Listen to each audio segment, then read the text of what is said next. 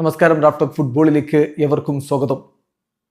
Super Copa D എസ്പാനിയുടെ final മത്സരത്തിൽ നാളെ Real മാഡ്രിഡും FC ബാഴ്സലോണയും തമ്മിൽ കിങ് അബ്ദുള്ള സ്പോർട്സ് സിറ്റിയിൽ ജിദ്ദയിലെ സ്റ്റേഡിയത്തിൽ ഏറ്റുമുട്ടുകയാണല്ലോ.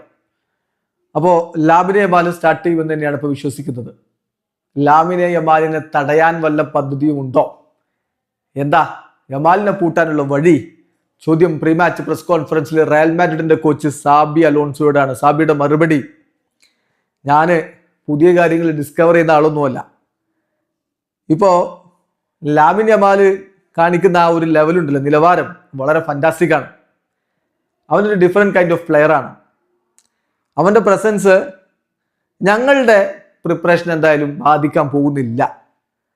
അവൻ മത്സരത്തെ മാറ്റിമറിക്കാൻ കപ്പാസിറ്റി ഉള്ള പ്ലെയർ ആണ്, സമ്മതിക്കുന്നു. പക്ഷേ ഞങ്ങൾക്ക് ഞങ്ങളുടേതായിട്ടുള്ള രീതിയുണ്ട്.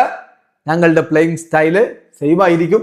ഞങ്ങൾ അതിൽ ഊന്നി തന്നെ കളിക്കും എന്നാണ് സാബി അലോൺസോയുടെ മറുപടി. അതായത് യമാലിന് വേണ്ടി പ്രത്യേകിച്ച് ഒരു പ്രിപ്പറേഷൻ ഒന്നുമില്ല. മൊത്തത്തിൽ ബാഴ്സയെ എങ്ങനെ തടയണം അതിന്റെ രീതിയിൽ തന്നെ പോകുമെന്നാണ് അദ്ദേഹം പറഞ്ഞത്. അപ്പൊ അദ്ദേഹത്തോട് വീണ്ടും ചോദിക്കുകയാണ്, പെഡ്രിയുടെ കാര്യമോ? പെഡ്രി മധ്യനിരയിൽ നല്ല കളി കളിക്കൂലേ, നിങ്ങൾ പെടൂലേ എന്നാ ചോദ്യം. മറുപടി, ഞങ്ങൾക്കറിയാം ബാഴ്സലോണ എന്താ, ഞങ്ങൾക്ക് നന്നായിട്ട് അറിയാം. ബാഴ്സ ഞങ്ങൾക്ക് നന്നായിട്ട് അറിയാം. അതിൽ ഒരു സീക്രട്ടും ഇല്ല. ഞങ്ങൾക്ക് ഒരു കംപ്ലീറ്റ് മാച്ച് കളിച്ചേ പറ്റൂ, എങ്കിലേ ജയിക്കാൻ പറ്റൂ, ഞങ്ങൾക്കറിയാം.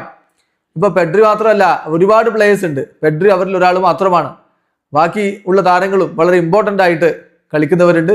സോ ഞങ്ങൾക്ക് അവരെയൊക്കെ ഡീൽ ചെയ്യേണ്ടതുണ്ട് എന്നാണ് സാബി അലോൺസോ പറഞ്ഞത്. അതായത് ഏതെങ്കിലും ഒരു താരത്തെ ഡീൽ ചെയ്യുക അല്ലെങ്കിൽ അവനെ തടയുക, അതല്ല, മറിച്ച് ബാഴ്സയെ തന്നെ നേരിടാൻ വേണ്ടി മൊത്തത്തിൽ പ്രിപ്പയർ ചെയ്തുകൊണ്ട് ഇറങ്ങിയാണ്.